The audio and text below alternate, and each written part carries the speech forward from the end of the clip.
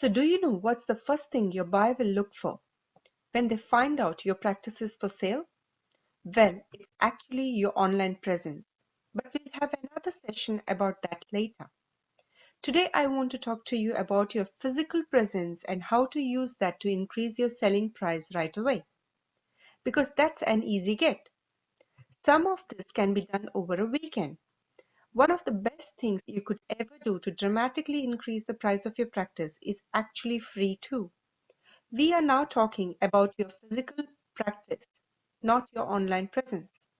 We started talking about this yesterday, and today I'm going to show you how to do that. In fact, one might argue I will give you a highly valuable checklist. Imagine if you can increase your practice value by a cool 20% or more. And I'm not saying all of you can, but if you could, whilst making your practice look even better, and it did not take much effort because you knew what little things will make a big impact, and one of the things is completely free. Well, that checklist would be worth a lot of money, right? So let's dive in so I can show what I mean. And again, we are not talking about online here. We will cover that too later as it is very important. But for now, let's look at that practice of yours. Can I teach you a sneaky trick to increase the price? For free? First, I don't want you to think that I'm judging you here or blaming you. Not at all. We are all trying to minimize running costs and we'll get used to below average things every day, every year. So these things don't bother us anymore. So no blame, just pure gold. Just ways you can increase your selling price fast anyways. I wish I could make it sound like the next one is not a trick.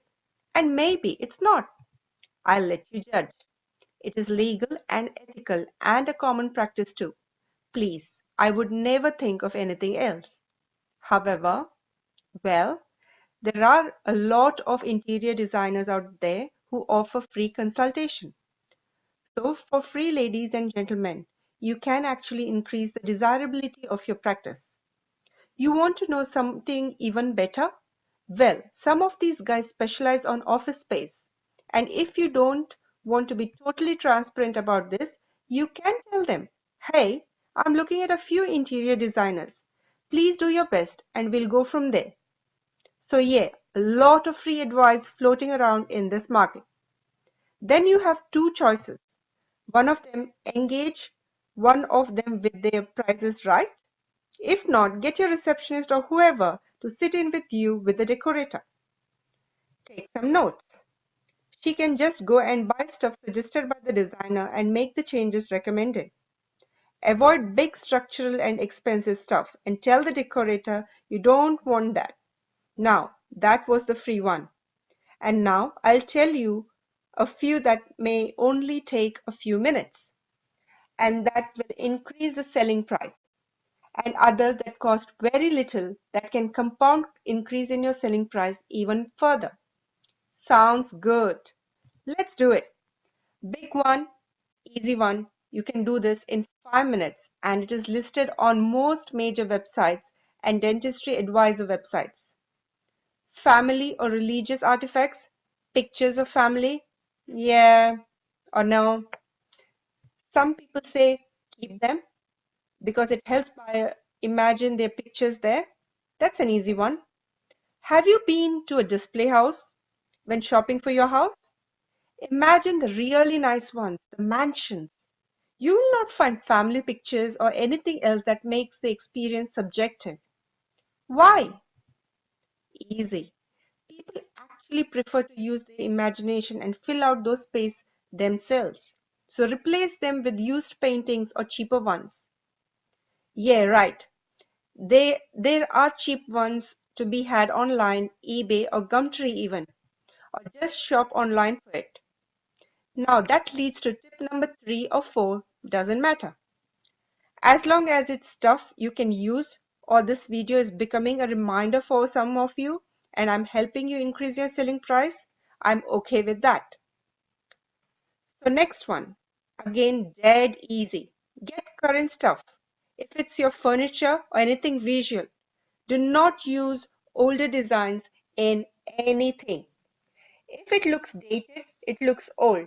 And if it looks bad, no matter your age group, then there is common pitfall that cost people a lot of money.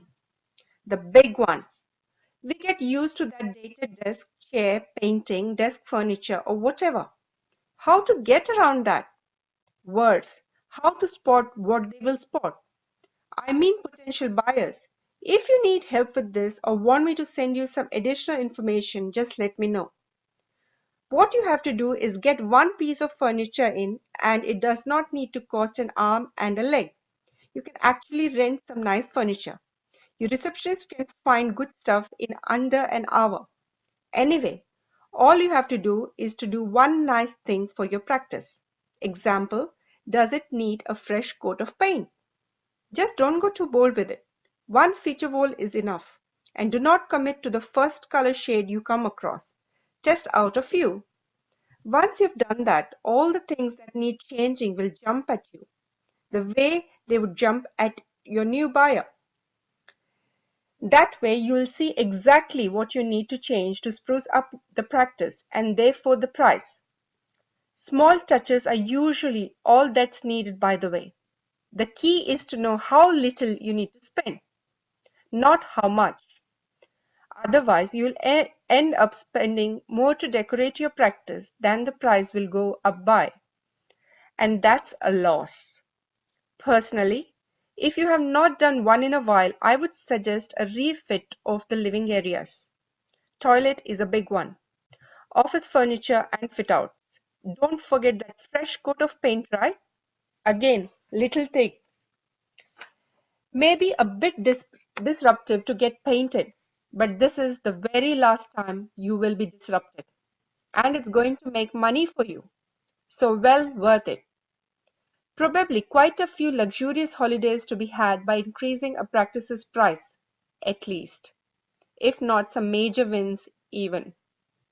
Corridors are dark, you'll need some lighting. That's for everywhere actually, but use side table lights or for floor lighting. Waiting room needs to be made more current. Strike a balance between looks and comfort and pricing. Remember, your only aim is to get a better price, period. So style becomes very important. Don't hesitate here. You have clarity. You're trying to make your practice look more desirable. Full stop. Because the new buyer needs to feel the excitement to spend more. And he or she needs to see himself working there every day. And greenery helps with that feel. No need to turn into an interior landscape artist if there is such a thing. A good old fake plant will do the trick. Big one. This will put the buyer off and will also give the impression you don't care. And it's very similar to when you're selling your house in many ways. Definitely do not do this. Defects. Is there anything broken? Make sure everything works, even visually too. The biggest tip I can give you, either you talk to me or someone else. You have to do this, and there is no going around this one. If you are really serious about increasing the impact your practice on new buyers, again, it's dead easy. You have to get someone else to look at your practice to find what needs to be fixed. Why? Incrementally over the years, you will have gotten used to a small broken appliance, a stained chair, a wobbly table, aging magazines, and so on. After all, we are all trying to reduce costs and postpone purchases. So I'm not blaming you at all. In fact, most of the dental practices look and feel that way. So it's relatively easy to stand out. We may need to talk a bit more about this tomorrow. But if you feel you need personal guidance, please don't hesitate to reach out to me. And I've devised a checklist for this. Hey, we like our checklist here in the bootcamp. So it should either be somewhere below or we will email it to you upon request. The checklist can give you additional guidance on what you need to do to increase the selling price of your practice. even if you don't want to spend a second mortgage on it. If you feel you need help increasing the selling price of your practice, click the button below and see if we are a fit.